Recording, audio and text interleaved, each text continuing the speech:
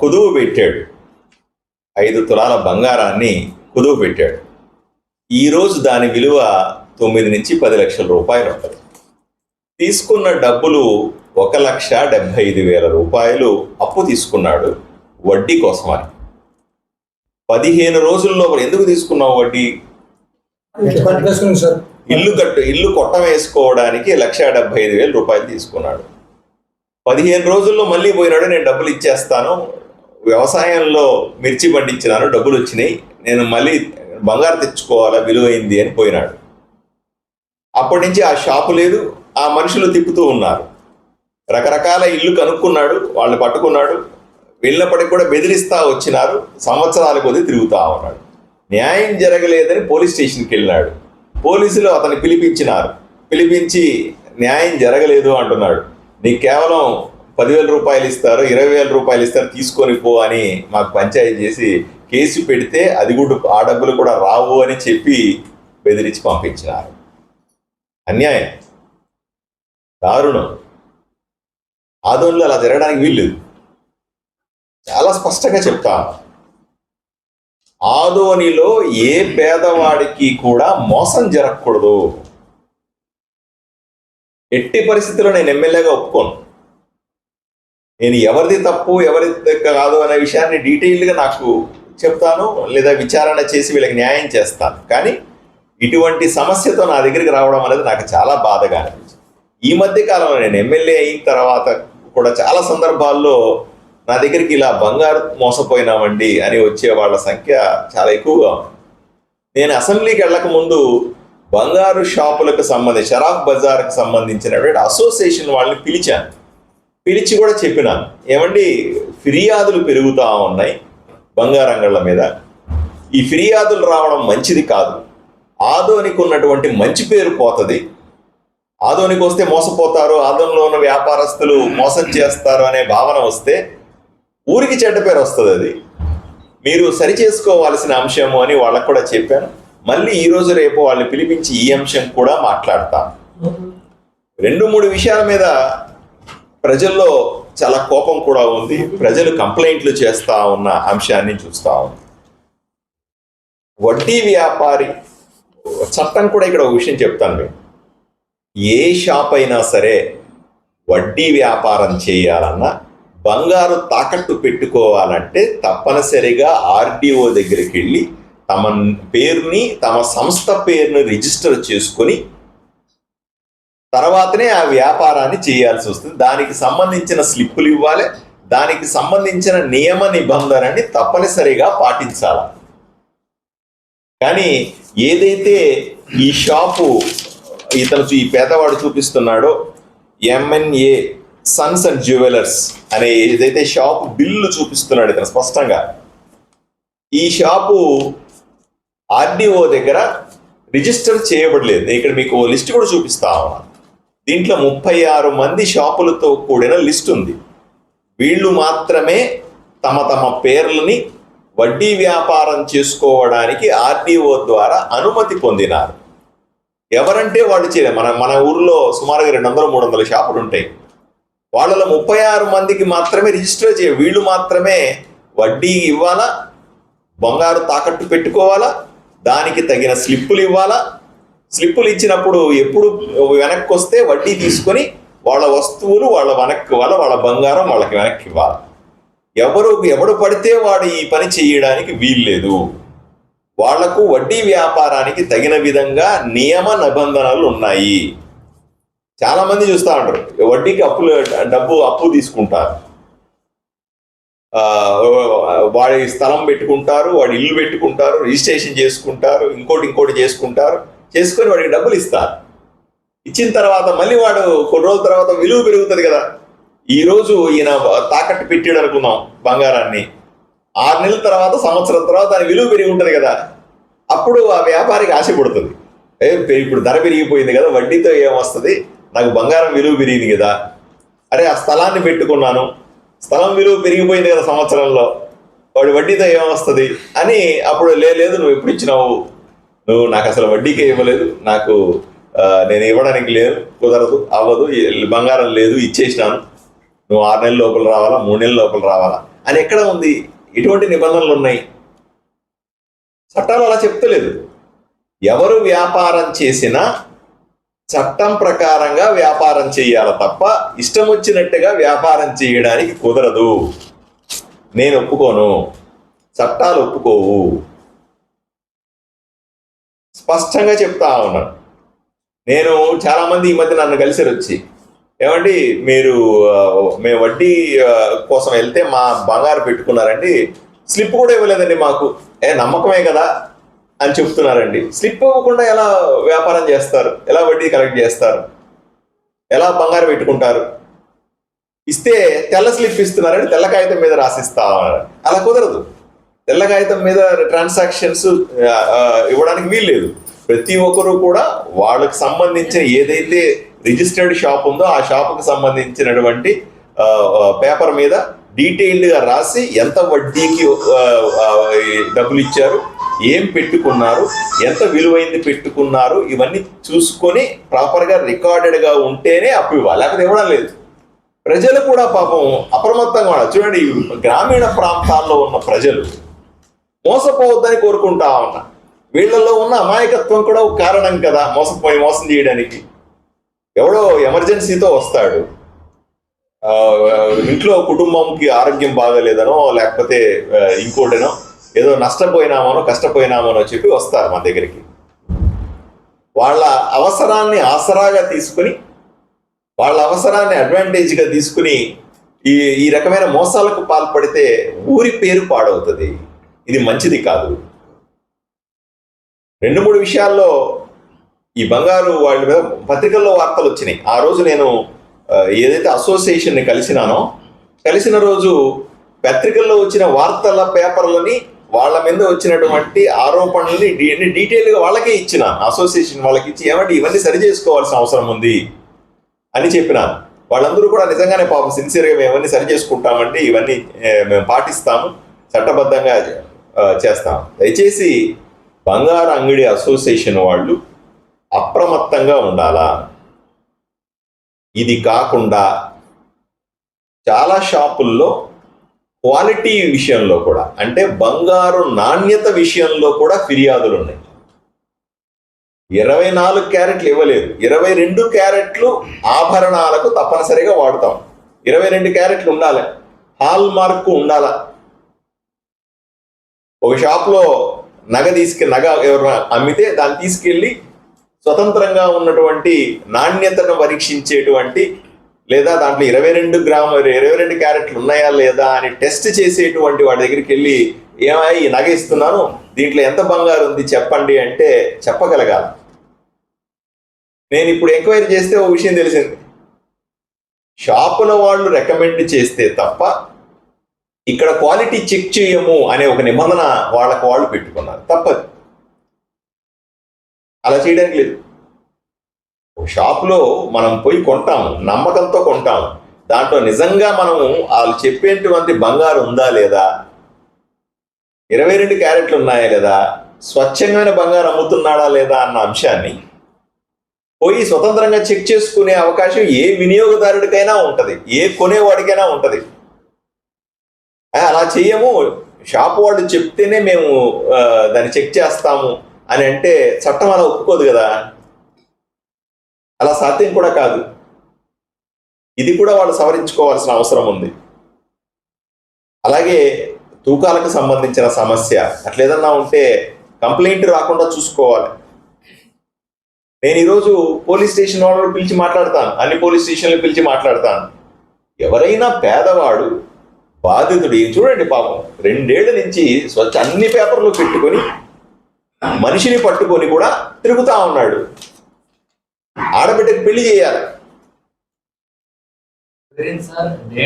Date వేశారు, కుదిరిపోయింది, పెళ్లి చేయాలి, బంగారం వచ్చేస్తే పెళ్లి చేస్తామని ఆనందపడతా ఉన్నారు వీళ్ళు. కానీ బంగారం రాదు కదా.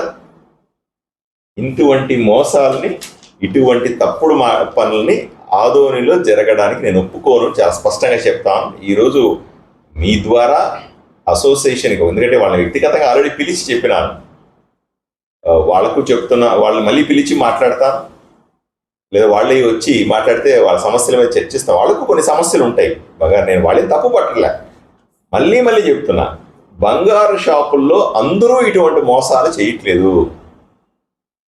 బంగారు షాపుల్లో నిజాయితీగా బంగారు అమ్మేవాళ్ళు, బంగారు షాపుల్లో నిజాయితీగా వడ్డీలకు ఇచ్చేవాళ్ళు, బంగారు షాపుల్లో నీతి నిజాయితీతో షాపు నడిపే వాళ్ళ సంఖ్య కూడా చాలా ఎక్కువగా ఉంది. కొంతమంది మాత్రమే ఇటువంటి దొంగ పనులు చేస్తా ఉన్నారు, కొంతమంది మాత్రమే తప్పుడు పనులు చేస్తా ఉన్నారు. వాళ్ళని కట్టడి చేయాల్సిన బాధ్యత ఆ బంగారు అసోసియేషన్కి తప్పనిసరిగా ఉండాలి. వాళ్ళే బాధ్యత తీసుకోవాలి. ఎవరన్నా బాధితుడు వస్తే పోలీస్ స్టేషన్కి వెళ్ళాల్సిన అవసరం లేదు, వాళ్ళే బాధ్యత తీసుకొని వాళ్ళకి న్యాయం చేయాల్సిన అవసరం ఉంటుంది. ప్రజల్లో కూడా అవగాహన పెంచాలి. తప్పనిసరిగా ఇటువంటివి ఎలా హ్యాండిల్ చేయాలా, వాళ్ళకు వినియోగదారుడికి ఎవరైతే డబ్బులు పెట్టి బంగారు కొంటాడో, ఎవరైతే వడ్డీకి బంగారు పెడతాడో, వీళ్ళందరూ కూడా వీళ్ళకని కొన్ని హక్కులు ఉంటాయి వాళ్ళకి, వాటిని కూడా తెలుసుకోవాలి వాళ్ళు. ఆదోనిలో ఇటువంటి మోసం జరిగితే, ఇటువంటి పెద్ద సమస్య అయితే తప్పనిసరిగా ఎమ్మెల్యేగా నేను ఎప్పుడూ అందుబాటులో ఉంటాను. నా దృష్టికి తీసుకురండి. ఏ చిన్న పెద్ద సమస్య అయినా సరే చర్చించడానికి, సమస్యను పరిష్కరించడానికి, వాళ్ళతో ఉండడానికి నేను కూడా ఎల్లప్పుడూ ప్రజల కోసం అందుబాటులో ఉంటానని కూడా నేను తెలియజేస్తా ఉన్నా. ఏది ఏమైనా ఈ పేదవాడికి బాధ చూసి నాకు బాధ వేసి నేను మీతో మాట్లాడుతూ ఉన్నాను. ఈ కష్టం మిగతా వాళ్ళు ఎవరికి రాకూడదు. ఏదైనా ఇబ్బందులు ఉంటే నా దగ్గరికి రండి, నేను సరిచేస్తాను. పోలీసు వాళ్ళకు చెప్తాను స్పష్టంగా, అసోసియేషన్ వాళ్ళకు చెప్తాను. ప్రజలు కూడా అప్రమత్తంగా ఉండాలని కోరుకుంటాను. ఇలాంటి వాళ్ళు చాలా మంది ఉన్నారు. సరైన ఆధారాలు లేవని చెప్పి కేసు కూడా తీసుకోవడం అని చెప్పి బాధితులు చాలా మంది రావట్లేదు. మొట్టమొదట ప్రజలు ఆధారాలు పెట్టుకోవాలి. వడ్డీ కోసం నగలు ఇస్తే ఎంత నగ ఇచ్చాము, ఎంత బరువు నగ ఇచ్చాము, దాని ఫోటోలు, దానికి సంబంధించిన సమాచారం, ఎంత బరువు ఉంది, ఏ క్వాలిటీతో ఇచ్చాము అనే విషయాన్ని స్పష్టంగా ఆధారాలతో సహా పెట్టుకోవాలి. చిత్తు పేపర్ల మీద, తెల్ల పేపర్ల మీద బంగారు అమ్ముతున్నారు, కొంటున్నారు, తెల్ల పేపర్ల మీద బంగారు అడమానం పెట్టుకుంటున్నారు, వడ్డీకి ఇస్తున్నారు అంటే దయచేసి ప్రజలు అప్రమత్తంగా ఉండాలి. అలా మోసం జరిగే అవకాశం ఉంది అని వాళ్ళు అర్థం చేసుకోవాలి. అలా చేయకూడదు. రెండవది, నిజంగా పోలీస్ స్టేషన్ దగ్గరికి ఎవరన్నా సమస్యలు వస్తే పోలీసులు దానికి తగిన విధంగా విచారణ చేసి ఎవరైతే కంప్లైంట్ ఇస్తారో, పేదవాడు ఉంటాడో వాడి మీద సానుభూతితో సమస్యను పరిష్కరించేలాగా పోలీసు వాళ్ళు, బంగారంగడి అసోసియేషన్ వాళ్ళు, వీళ్ళందరూ కలిపి ఆ బాధితుడికి న్యాయం చేయాలి. ఎవరో తప్పుడు చేస్తూ ఉంటారు. 10 మందిలో ఎవరో ఒక 10 బంగారు షాపుల్లో ఒకడు తప్పు చేస్తాడు. ఆయన కంట్రోల్ చేయాల్సిన బాధ్యత అసోసియేషన్ది కదా. అలా చేయకపోతే ఎలా? వాళ్ళు మాట వినకపోతే పోలీసులు కంట్రోల్ చేయాలి కదా, ప్రజలకు న్యాయం చేయాలి కదా. బాధితులు అప్రమత్తంగా ఉండాలా, బాధితుడికి న్యాయం జరగాలి ఊర్లో. లేకపోతే ఇది ఎలా ఊరు ఎట్లా అవుతుంది? వల్లకాడు. తప్పనిసరిగా న్యాయం చేస్తాం. ఇందాక అన్నారు కదా సార్, 30 కూడా ఇదే పని చేస్తున్నారు చెప్పేసి చాలా మంది కూడా అదేనండి. ఇప్పుడు ప్రశ్నించండి, ప్రజలు ప్రశ్నించాలా. ప్రజలు ఎప్పుడు ప్రశ్నిస్తారో అప్పుడే న్యాయం జరుగుతుంది, అప్పుడే చట్టం. మేము కూడా తప్పనిసరిగా వాళ్ళ అసోసియేషన్ని పిలిచి ఏ షాపు కూడా అనుమతి లేకుండా ఇవి చేయడానికి వీలు లేదు అని స్పష్టమైన ఆదేశాలు ఇస్తాం. వాళ్ళకి పిలిచి చెప్తాం, బంగారంగడి వాళ్ళని పిలిచి చెప్తాం, వాళ్ళ అసోసియేషన్ని పిలుస్తాం, వాళ్ళని కూడా పిలిచి ఇలా చేయకూడదని చెప్తాం. సార్, అసోసియేషన్ వాళ్ళు పోలీసులకి చాలా వరకు ముడుకులు ముట్టిస్తున్నారు, అందుకే కేసులు బుక్ చేయడం లేదని చెప్పేసి చాలా మంది కూడా ఆరోపిస్తున్నారు సార్. ఒకటి, పోలీసు వాళ్ళు న్యాయం చేయాల. న్యాయం చేయకుండా పేదవాళ్ళ పక్షాన కాకుండా వాళ్ళు ముడుకులు ఎవరో ఇస్తున్నారు, ఇంకోటి సార్ ముడుకులు ఇస్తున్నారు, అది నిజమా అబద్ధమా నాకు తెలియదు. మీరు చెప్తున్నారు, నేను వింటాను మీ మీద గౌరవంతో. ఆరోపణలు ఉన్నాయి. బట్ ఏదేమైనప్పటికీ కూడా పోలీసులు కఠినంగా ఉండాలని నేను కోరుకుంటాను. వాళ్ళకి పిలిచి స్పష్టమైన ఆదేశం ఇస్తాను పోలీసు వాళ్ళకి. మీరు ఎట్టి పరిస్థితుల్లో ఈ ఆరోపణల నుంచి బయటపడాలా. ఏ చిన్న కేసు వచ్చినా సరే దాన్ని కఠినంగా తీసుకొని పేదల పక్షాన్ని నిలబడాలా, న్యాయం చేయాలా అని పోలీసుకు స్పష్టమైన ఉత్తర్వులు ఇస్తాను. ఏ మొహమాటం ఏమీ లేదు. ప్రజలు కూడా ఎవరైనా ఇబ్బంది ఉంటే నన్ను సంప్రదించండి. నేను లేకపోయినా మా ఆఫీస్లో మా అఫీషియల్ పిఏ ఉంటాడు, శేఖర్ అని ఆయన పిఏ ఉంటాడు, ఎంపీడీఓ గారు, ఆయన అఫీషియల్గా ఉంటాడు. నేను అటు ఇటు ఒకరోజు అసెంబ్లీకి వెళ్ళినా, ఒకరోజు మన అప్పని మీద కర్నూలు వెళ్ళినా మా అఫీషియల్ పిఏ ఉంటాడు. ప్రభుత్వమే నాకు పిఏని ఇచ్చింది. ఆయన పేరు విజయశేఖర్ గారు. ఆయన ఇంతకుముందు ఎంపీడీఓ కూడా పనిచేసాడు ఇక్కడ. ఆయన సంప్రదించండి, ఆయన వెంటనే నాకు సమాచారం ఇస్తాడు ఎక్కడున్నా సరే దేశంలో. వెంటనే సమస్యను పరిష్కరించడానికి ప్రయత్నం చేస్తాం. కాబట్టి వెంటనే సీరియస్గా తీసుకుంటాం. వాళ్ళ షాప్ వచ్చినాము. వాళ్ళ షాప్లో మా బంగారు చెప్పినాం సార్. అదే వచ్చినాం సార్, ఒత్తి పెట్టినాం సార్. వాళ్ళతో ఒత్తి పెట్టినాక 15 రోజులు పోతే వాళ్ళు లేరు సార్. రోజు తిరుగుతూ ఉన్నాం. తిరిగినే ఉన్నాము, లేరు. వచ్చినాక ఏడాది పోతే ఏం చేసుకుంటే మా తమ్ముడు నాకు చూసి ఎట్లా పట్టి నన్ను చూపిని అంటాడు అన్న. మరి నువ్వు వచ్చావు కదా నువ్వు అని మామ సార్ స్టేషన్కి అని పోతుంది సార్. ఏం ఫోన్ స్టేషన్కి ఏం చేసుకుంటే చేసిన అక్కడ బయట స్టేషన్ చేసినా సార్. మా పోయింటే పట్టుకుని వచ్చేసినారు. చేసుకుని వచ్చి ఏమంటాడు, మా తమ్ముడిని దగ్గర ఇచ్చినా కదా నీ బంగారం సార్, ఇచ్చిన నీ చేతి కదా ఇచ్చింది ఇవ్వాలి మాకు ఇప్పుడు. నీకు ఇచ్చినా అంటే ఇచ్చినా నిజమే, మా తమ్ముడు రాసి ఇచ్చినట్టు కదా చీట్ నీకు అంటాడు. ఎట్లా సార్ అంటే మా బంగారంకి ఆడేది మాకు తెలియదు అంటాడు. బంగారు కాదు ఆ అమ్మాయి పెళ్లి వచ్చిందంటే అంటే ఏం సోలేక సార్. సార్ వాళ్ళ దగ్గర తిరిగితే పోయా ఇప్పుడు ఏంటికి వస్తారు మీరు, వాళ్ళు ఆట ఉండేమో ఆయన పట్టుకుపోయి అంటారు. సార్ పట్టుకుంటారు అంటే పట్టుకుని వచ్చినాక చేసినాం కదా సార్. లోపల అంటే చేసినావయ్యా మన దగ్గర ఏం లేదు, ఆటిపోతారు పోయింది అంటాడు.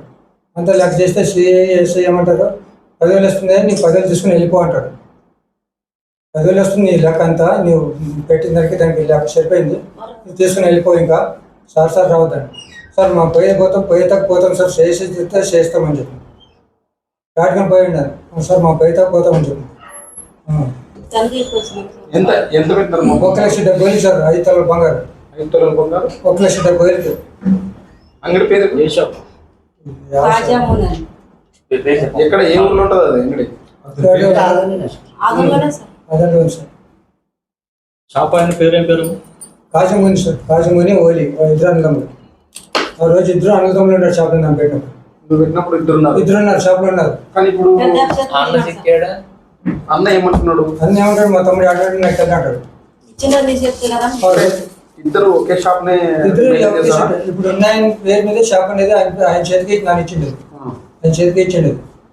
బిల్లు మాత్రం మా తమ్ముడు రాసి ఇచ్చినాడు కదా అంటాడు. నాకు తెలియదు అంటాడు. ఆడ తెలియదు మా తోది. నాన్న నా బడి పోయినా ఆపొద్దు, ఇంటి పట్టియాలంటాడు. ఇది పోండి సర్కిల్ పోండి, సర్కిల్ పోతే అక్కడ పోతే సర్కిల్ ఉంది అని పోయినాం. ఆ ఇంట్లో పోయినాం. ఓలి భార్య ఉంది, తమ్ముని భార్య ఉంది. ఈ వాకులో పోతే ఆ వాకులో తప్పస్తుంది. ఎన్ని రోజులైంది మీరు పెట్టి? మాము 2.5 సంవత్సరాలు అయింది. పెట్టినాక 15 రోజులుగా పోయినా వాళ్ళ దగ్గర ఎడుచుకుని రావాలని. వాళ్ళు లేరు. 20 రోజులు పెట్టినాడు షాప్ అడిగితే ఆయన అంటే ఇల్లు చూపిస్తున్నా నా పేరు చెప్పదని ఇల్లు చూపించినాడు. అప్పుడు నెల 1 సంవత్సరం విడిచిపెట్టినాం. ఇంటికి పోతాం. ఇంటి నెల పోయినప్పుడల్లా లేదు మా వాళ్ళు లేరు, మగవాళ్ళు లేరు, ఎవరు లేరు, దావద్దండి మీ మీద కంప్లీట్ చేస్తామని మమ్మల్ని బెదిరిస్తున్నారు ఆడవాళ్ళని. సార్కి వస్తే మీ మీద కంప్లీట్ చేస్తాం చూడి అని చెప్పినారు. కాదాక కొంచెం మా బంగారు అండి మాకు అమ్మాయి పెళ్లి ఏంటంటే మాకు తెలియదు, ఎవరికి ఇచ్చినారు వాళ్ళకే అర్థం కట్టారు. అంటే ఆ షాప్ కి ఇంత ముందు మీరు పోతుంటారా, లేదంటే బంగారు తెలుసుకుంటుంటారా, లేదంటే కొత్త పోయినా సార్. కొత్త పోయినాము. మా అల్లుని పేరు మీద పోయి వాడు అటుకోండి అన్నట్టు పోయిందా వాడు చెప్పినాం. 3 తలాలు చెప్పినాం. 3 తలాలు చెప్పినా లక్ష్మం బ్యాంక్ వచ్చి వాపస్ పోయినాం. ఏమన్నా వచ్చినామంటే ఇట్లా డబ్బులు కావాలంటే నాకు సరే నాకు తెసని రాను, ఎంత కావాలంటే 2 లక్షలు కావాలంటే లేదా అంతో రాదు, 1,70,000 అయితే వస్తుందని. సరే లేదా ఎవరైనా మధ్యవర్తి ఏమైనా చెప్పి పిలుచుకోవాలి అక్కడ ఏమన్నా? ఎవరు లేదు, ఎవరు తీసుకోరు. అది చేతికి ఇచ్చినాడు. చేతికి ఇస్తే అప్పుడు తమ్ముడు రాసిచ్చినాడు బిల్లు అంతా. ఇంత తలము ఇంత తూకమైంది అనిపిస్తే రాసిచ్చినాడు తమ్ముడు. ఇప్పుడు న్యాయం కోసం ఎవరి దగ్గర వచ్చినారు? న్యాయం కోసం ఎవరి దగ్గర వచ్చినారు? ఇప్పుడు సార్ దగ్గరికి వచ్చినాం. ఎమ్మెల్యే సార్ దగ్గరికి వచ్చినాం. ఎట్లా చేయాలి సార్ అని వచ్చినాం. అంతా తిరిగి సార్లు పోయింది మాకు అని సార్ దగ్గరికి వచ్చినప్పుడు ఎట్లా చేసి ఆ కాళ్ళ దగ్గర పెట్టిన సార్ దగ్గరికి అంతే. అంతే సార్. సార్ నా కూతురు 3 నేర్పుతారు సార్. నువ్వేం చెప్తావు? చెప్పాలి. అదేం సార్ నాకేం కాదు, బంగారు నాకు ఇవ్వండమ్మా, మీ కాళ్ళు మొక్తామంటే కానీ ఏం చేసుకుంటారు చేసుకోకపోతే నాకు ఇంటికి పోతే ఆటోళ్ళు ఒక 7 గంటలు వస్తాం సార్. మా స్టేషన్ పోతే సార్ వాళ్ళు పిల్లలు పంపిస్తారు, గడిచేపు కూర్చుని పెడతారు. మున్నంగా వాళ్ళు పంపించాడు సార్. 10 గంటల వరకు కూర్చున్నాళ్ళ కూర్చుని పోండి అమ్మ రేపు పోండి అంటే మరి తిరగమంటున్నారు పోలు సార్. అట్లా సెల తిరిగినాం సార్, నెల తిరిగినాం. పెళ్లి కూడా కుదిరింది సార్. ఇప్పుడు ఈ అమ్మని ఖాయం చేస్తున్నాం, డేట్ కూడా వేస్తున్నారు. కానీ ఇబ్బందుల్లో ఉంటాం సార్ మేము